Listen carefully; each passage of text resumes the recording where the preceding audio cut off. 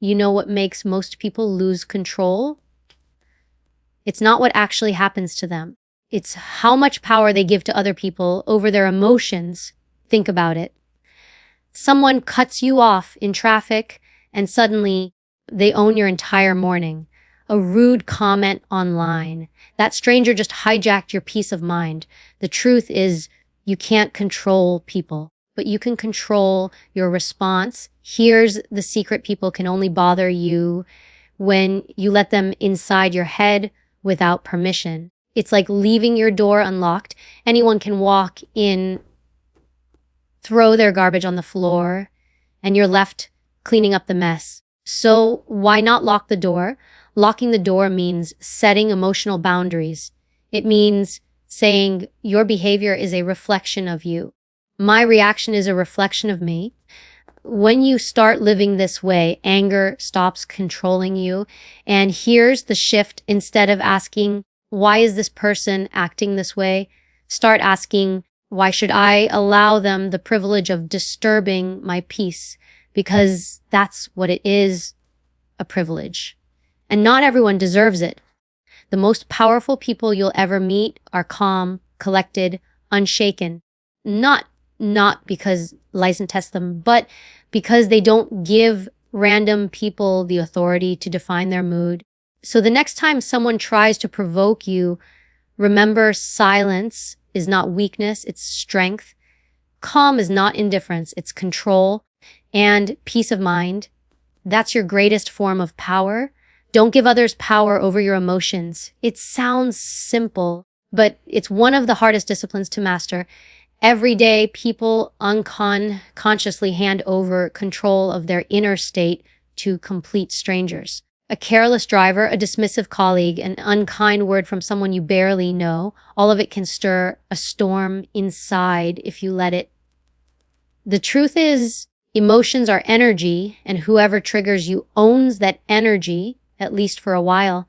When you feel yourself boiling with anger, ask yourself, who is in control right now, me or them? If it's them, you've already surrendered your power. When you give someone the power to make you angry, you are essentially saying, here, take the steering wheel of my mind and drive me wherever you want. Imagine living your life like that, constantly being directed by the worst moods, words, or actions of other people. You become a puppet, and anyone who pulls the right string can make you dance. That's not strength, that's dependency. True strength is when you decide in advance that no matter what someone else does, you hold the keys to your peace. Think about the people who constantly provoke others. Many of them thrive on reaction. They get louder, ruder, or more insulting because they know it will get under someone's skin. And when you react, you validate them. You confirm that they have influence. But imagine if they said all those words, pulled all those tricks, and nothing happened. No reaction, no anger, no loss of composure. That silence, that calm takes away all their fuel. They can't win because you refuse to play their game. People often think control means controlling the outside world. They want others to behave, situations to go smoothly, everything to line up with their expectations. But that's not realistic. The world won't bend to you. People won't always be kind, fair, or respectful. If your peace depends on them, you'll never have peace. Real control is inward. It's the discipline of managing your own reaction.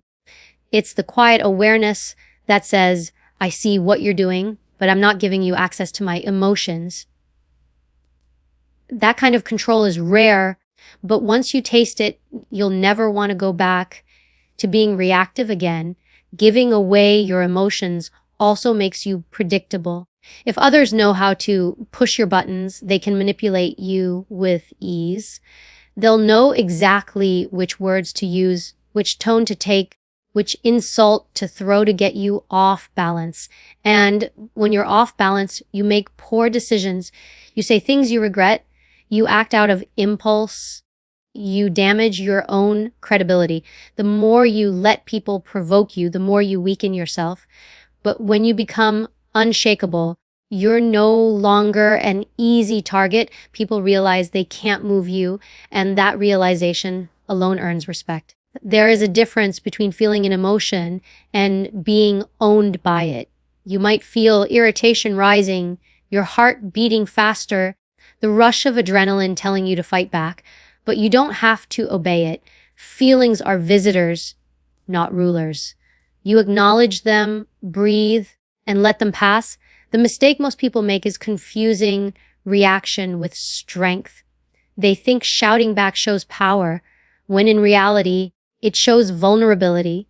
Power is the ability to remain calm even when everything in you wants to explode. That calm is not weakness, it's mastery. Training yourself not to give away your emotions starts with awareness. Notice what triggers you. Is it disrespect? Being ignored? Feeling insulted? These triggers reveal where you are most vulnerable. Once you see them, you can prepare. The next time someone acts in a way that usually provokes you, pause, remind yourself, this is the moment where I decide whether to hand over my power or keep it. That pause is everything. In that pause lies the choice between peace and chaos. Most people react instantly, but those who pause take control. Another powerful shift is to view other people's behavior as a reflection of them, not of you. If someone is rude, it's because they are carrying anger, insecurity, or frustration within themselves. It's not about you, it's about them. When you internalize this truth, their actions lose weight. Why should you carry the burden of someone else's unresolved issues? Why let their negativity spill into your world? Once you stop personalizing their behavior, you stop giving them power. Detachment doesn't mean you don't care. It means you care about yourself enough not to let others dictate your inner state. You can acknowledge when someone is wrong, unfair, or disrespectful without letting it invade your peace. You can take action when needed, set boundaries, walk away, or address issues firmly without being consumed by anger. Detachment allows you to engage with the world without being enslaved by it, and understand this anger is expensive. It costs you clarity, focus, and time. How many hours have people wasted replaying an argument in their head? How much energy is drained by holding grudges, by stewing over someone else's words? All that time and energy could have been invested in growth, goals, or joy. Yet it gets poured into people who may not even remember what they said. When you allow that, you're not just giving them emotional power, you're giving them your life. The secret to not giving others power over your emotions is simple but requires discipline. It is the constant reminder that you are responsible for your state of mind, no one else. It is the awareness that reacting in anger gives away control while staying calm secures it. It is the choice, repeated over and over, to keep your peace no matter what storm someone else tries to bring. It is understanding that your emotions are your kingdom and you are the ruler. Who you let in, who you allow to disturb it, is entirely up to you. Set boundaries. Your reaction reflects you, not them. This is one of the most liberating truths you will ever realize. Most people go through life convinced that their reactions are justified because of what someone else did. They say things like, I lost my temper because he insulted me, or I snapped because she disrespected me. But what they fail to see is that the insult and the disrespect did not force the reaction. The reaction was their own choice. What others do is on them. How you respond is on you. Boundaries begin in the mind. They are the invisible lines you draw to protect your peace, your energy, and your values. Without boundaries, people walk in and out of your emotions at will, and every time they do, you hand over a piece of your stability. A boundary says, this is how far your words and actions can reach me. Beyond this line, you cannot touch me. When you set that boundary internally, you stop letting every careless comment or thoughtless action define your state of mind. Think of boundaries like walls around a fortress. The fortress is your mind, your inner world. If there are no walls, anyone can march in, shout what they want, throw around their negativity, and leave you to deal with the wreckage. But if your walls are firm, people can shout all day outside the gates, and it won't affect what happens inside. You choose who comes in, who stays out, and how much influence they are allowed. The mistake many people make is confusing boundaries with control. Boundaries are not about controlling others. They are about controlling yourself. You cannot make people behave. You cannot force them to be respectful, kind, or fair. What you can do is decide how far their behavior will affect you. That's the essence of self-mastery, shifting the focus from what they do to how you respond. And that's why your reaction always reflects you, not them. When someone is rude, it's easy to think they caused your anger. But if rudeness automatically caused anger, then everyone would react the same way, yet not everyone does. Some brush it off, others laugh, and some stay perfectly calm. This proves that the trigger isn't the problem. It's how you interpret it. Your interpretation shapes your reaction, which means every time you lash out, you're not exposing them, you're exposing yourself, you're showing your lack of control, your sensitivity, your inability to manage yourself. This is why strong boundaries are essential. They keep your identity intact, regardless of outside noise. You can stand in the middle of chaos and still be centered because you've drawn a line between who they are and who you are. Their words reflect their character. Your response reflects yours. When you really understand this, you stop letting people pull you into battles that lower you. You begin to act, not react. Boundaries also change how others treat you. People test limits. If they know they can provoke you, they will. If they see you lose control every time they push a button, they'll keep pushing. But when they see that your boundaries are solid, that no matter what they do, you don't crumble, don't rage, don't bend, they realize you are not easy to manipulate. And the moment someone sees they cannot control you, their power over you vanishes. There's another layer to boundaries, self-respect. If you don't respect yourself enough to guard your reactions, no one else will respect you either. Every outburst, every uncontrolled response chips away at how others see you. But when you stand firm, calm, and collected, even in the face of provocation, people notice. They may not say it, but they feel it. They know you operate on a different level, and that silent recognition builds influence. Setting boundaries doesn't mean you let people mistreat you. It doesn't mean you tolerate disrespect. It means you choose how to address it. You can respond with firmness, without anger, with clarity, without hostility. You can walk away when something doesn't deserve your time. You can speak up when necessary without losing your composure. Boundaries give you options, and those options keep you in control. When you lack boundaries, every situation controls you. A critical boss ruins your day. A rude stranger ruins your week. A careless comment from a friend ruins your peace. You are constantly at the mercy of external forces, and you begin to believe that your emotions are not your own.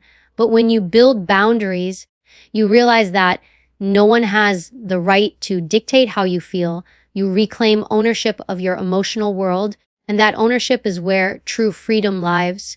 Boundaries are also a mirror. They force you to confront your own patterns.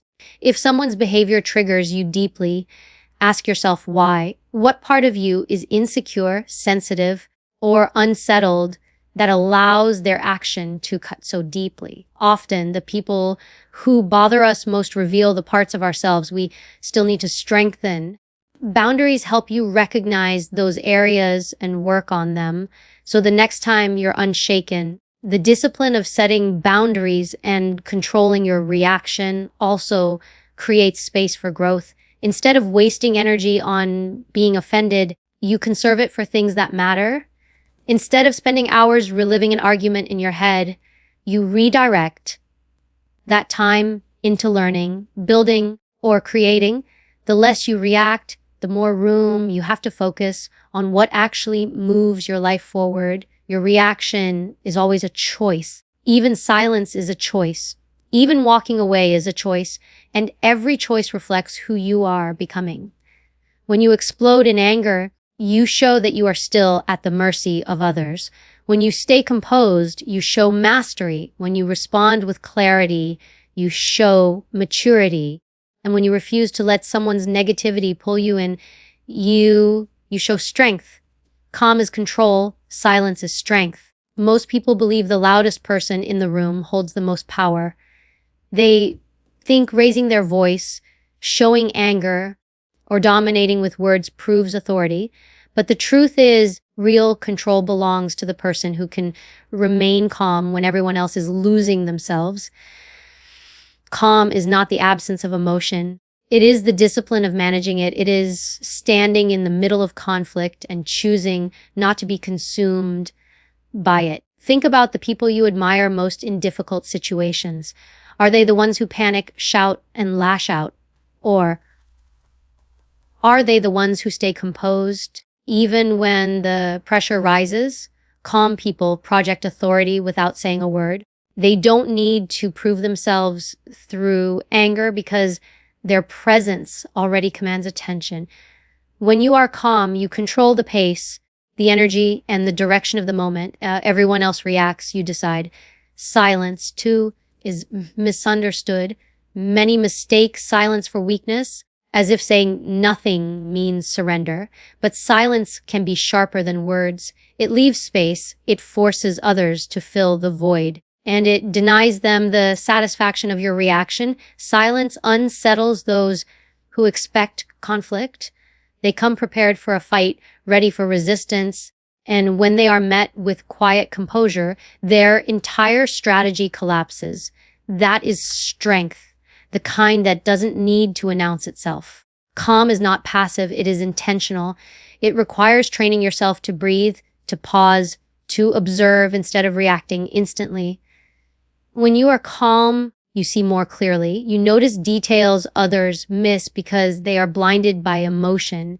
You recognize patterns, opportunities, and exits that anger hides. Calm gives you clarity, and clarity gives you control. The one who is calm makes better decisions, not because the situation is easier, but because their mind is steady.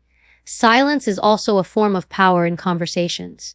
Words spoken in anger often lose weight. They are forgotten, dismissed, or regretted later. But silence lingers.